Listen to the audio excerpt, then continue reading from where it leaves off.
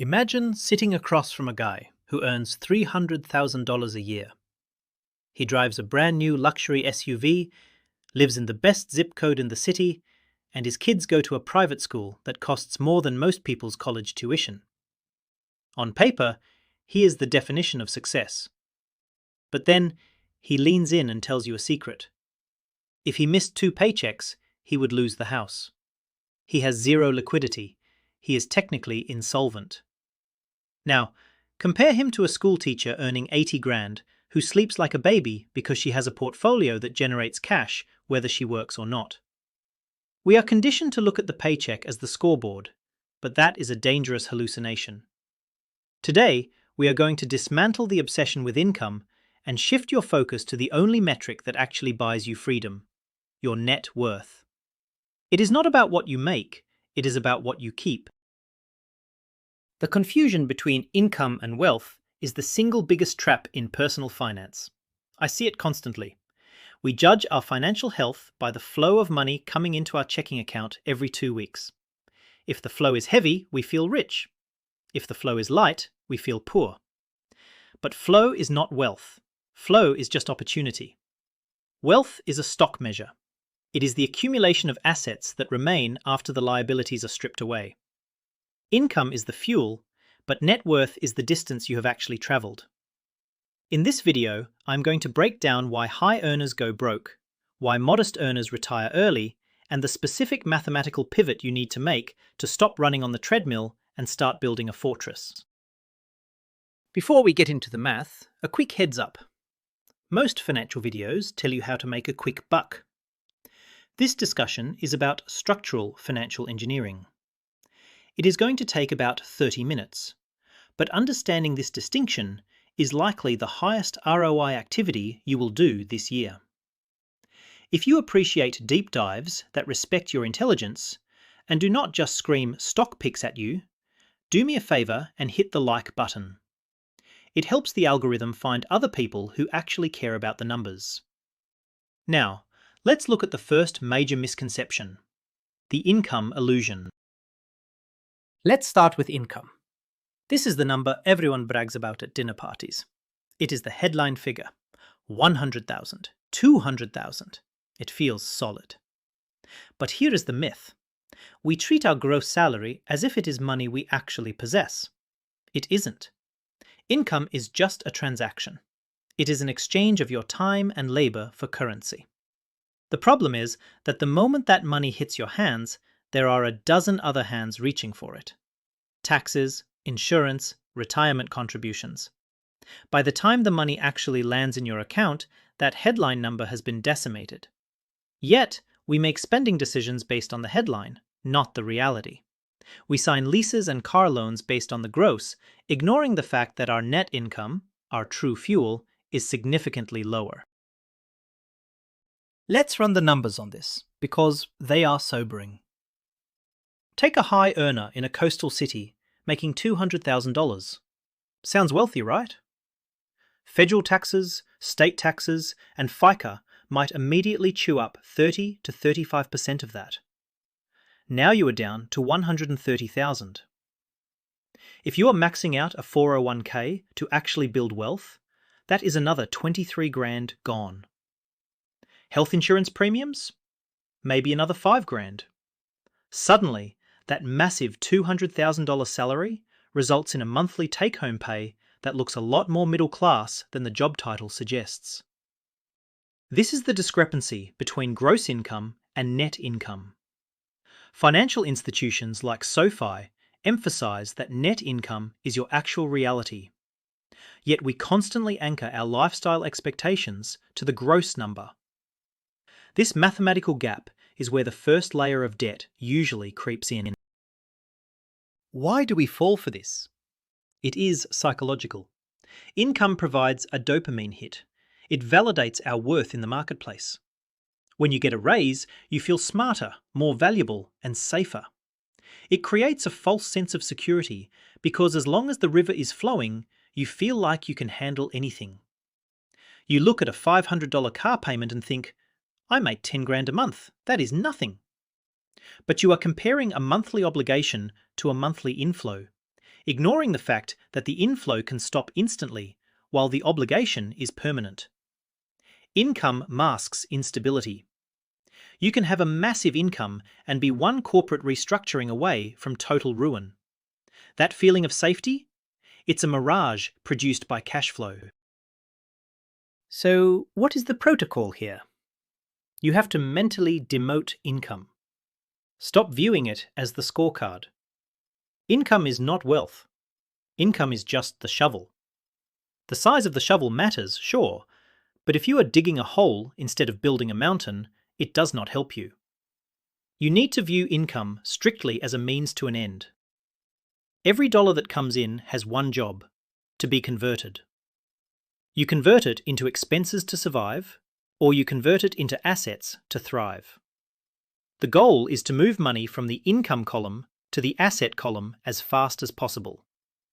If it stays in the income column, it gets eaten by inflation and spending. You have to capture it.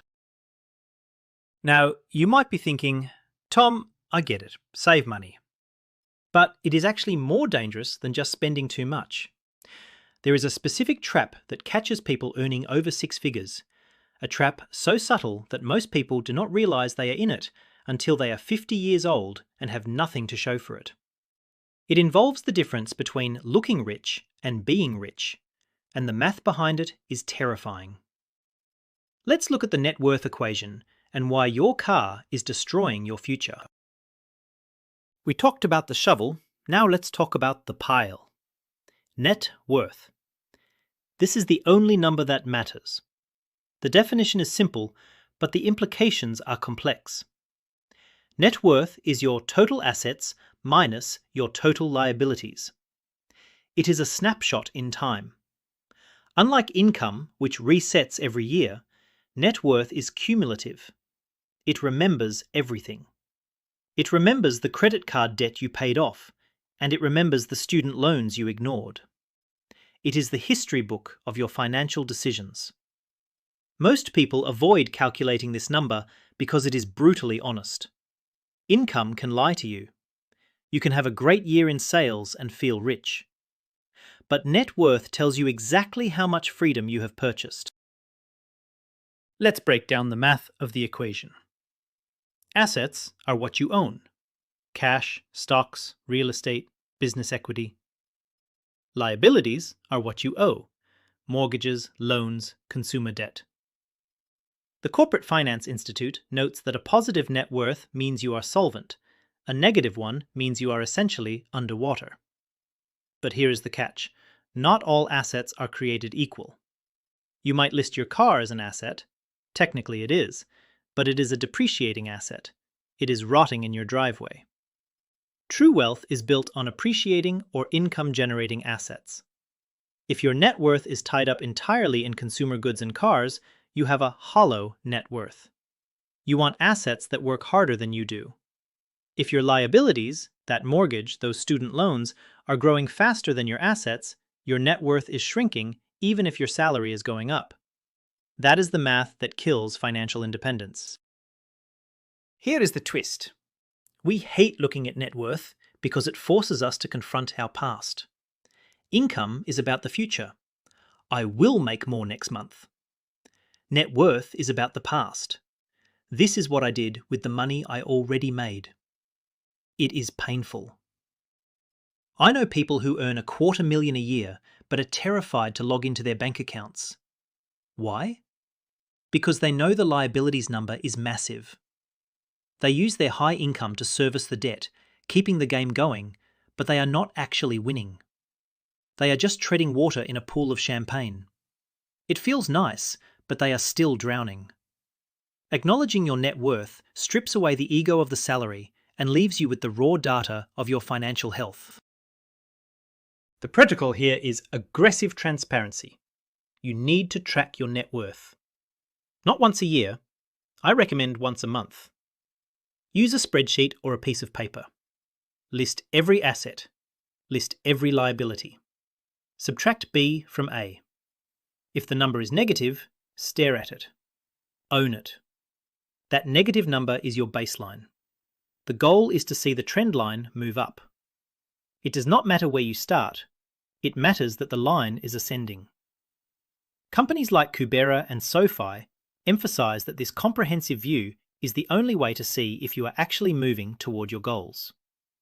When you start tracking net worth, your behavior changes. You stop asking, "Can I make the monthly payment?" and start asking, "Does this purchase increase my net worth?" You might be thinking that a high income solves a low net worth automatically. Just give it time, right? Wrong. In fact, research shows that high income often triggers a mechanism that destroys net worth faster than low income does. It is called lifestyle inflation, or the golden handcuffs. There is a reason why you see investment bankers working 70 hours a week well into their 60s. They fell into a specific spending trap that makes it mathematically impossible for them to stop working. Let's dissect exactly how that happens. The myth is that as you earn more, you will naturally save more. You tell yourself, "Once I hit that six-figure mark, I'll bank the rest." But reality has other plans. Clarify Capital released a report showing that people earning over $500,000 often feel like they are living paycheck to paycheck. How is that possible? It starts with the phrase, "I deserve this." You worked hard for the promotion, so you deserve the nicer apartment. You deserve the Tesla. You deserve the vacation. Slowly, luxuries mutate into necessities. Your baseline cost of living expands to consume your entire paycheck. You are running faster, but the treadmill speed increased to match you exactly. Let's look at the math of lifestyle creep.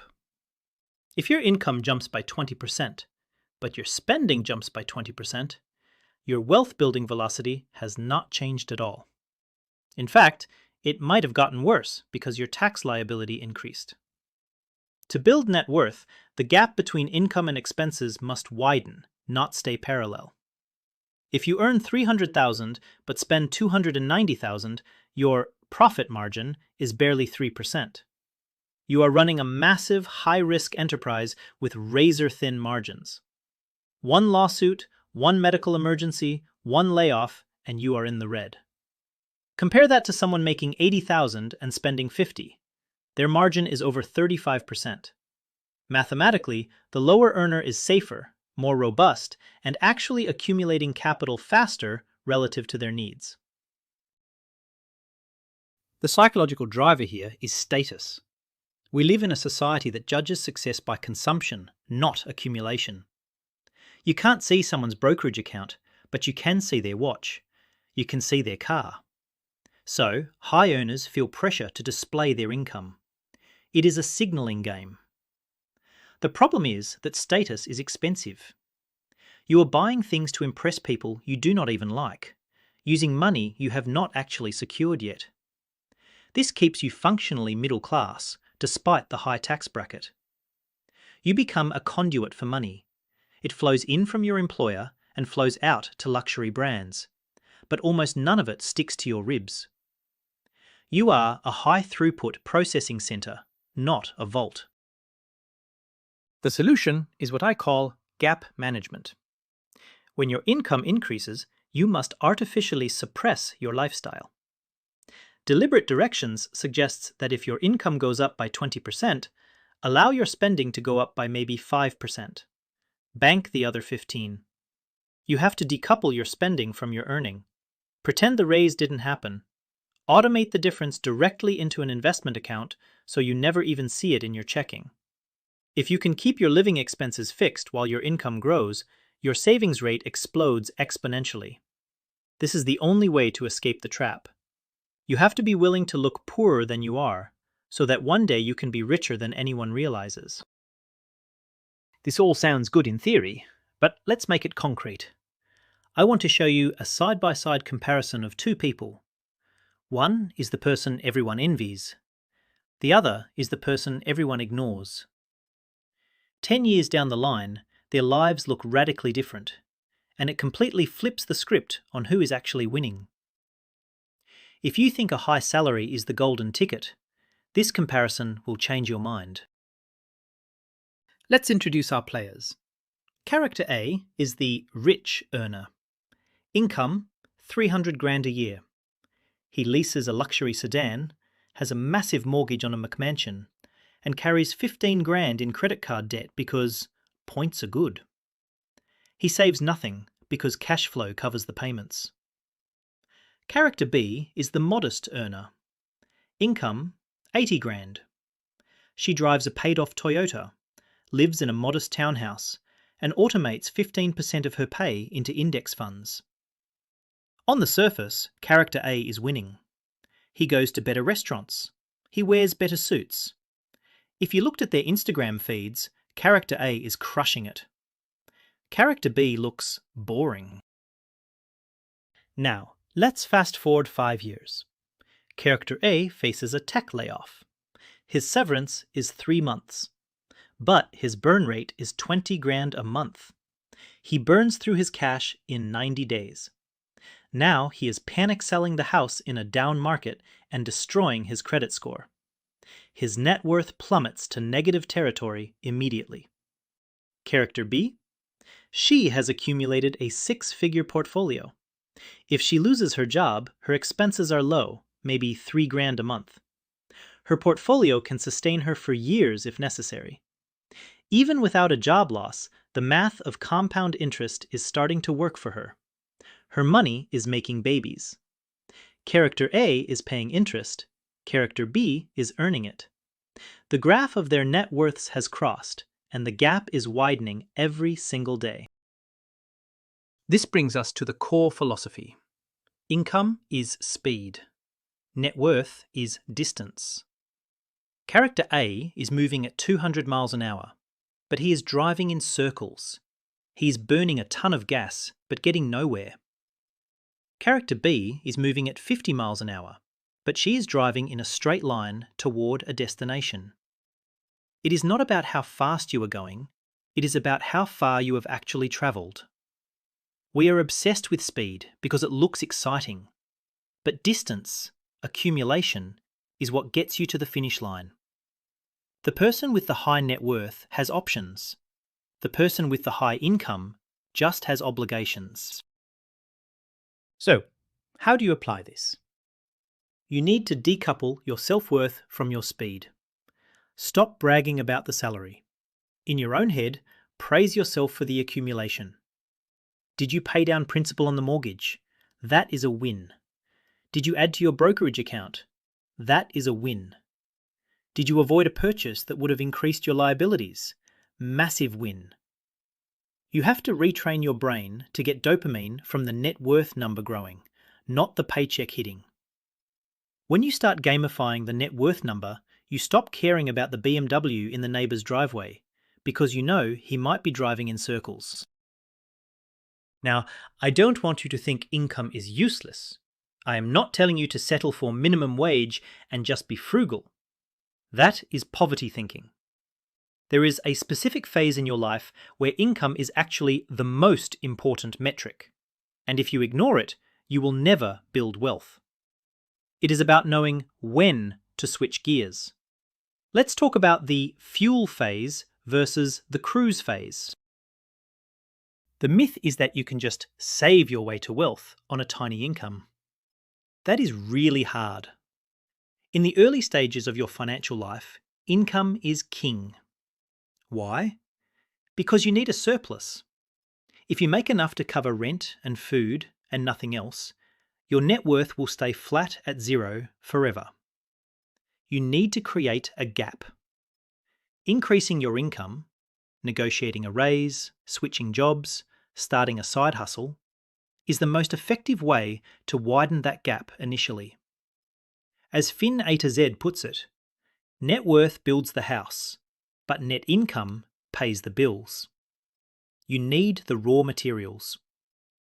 In your 20s and 30s, chasing high income is smart, provided you don't fall into the lifestyle trap we just discussed.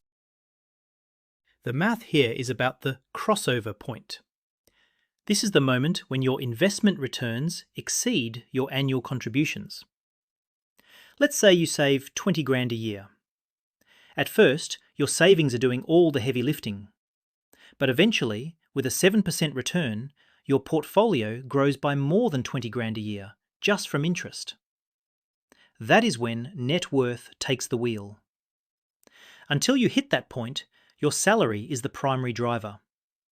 Once you pass that point, your assets become the primary driver. Most people never reach the crossover point because they consume their fuel instead of igniting it. They burn the income on toys. You need to use the high income phase to rush toward that crossover point as fast as possible. The psychological danger in the high income phase is becoming addicted to the cash flow. This is the golden handcuffs phenomenon. You get used to the corporate perks, the bonuses, the lifestyle. You become terrified of losing the job because the job is the only thing sustaining the illusion. A high net worth individual doesn't have handcuffs, they have a walk-away fund. The twist is that the people who care least about their salary, because they don't need it, are often the ones who can negotiate the best deals. They have leverage. If you need the paycheck to survive, you are weak. If you just want the paycheck to add to your pile, you are strong. The final protocol is conversion. Every month, look at your net income. Ask yourself, what percentage of this did I convert into permanent wealth? Did you convert 10%? 30%? 50%? The most financially successful people are simply the ones with the highest conversion rate. Nudlin Capital notes that high net worth delivers stability and options. Use your income to buy that stability, pay off the debts, buy the index funds, build the emergency fund. Once the money is converted into an asset, it is safe. It is yours. As long as it is just cash in a checking account waiting to be spent, it is vulnerable. So, to answer the question, which metric matters? Income matters for survival and for the initial acceleration, but net worth matters for freedom. Income is a temporary state. It stops when you stop working. Net worth is a permanent fortification. It works when you are sleeping.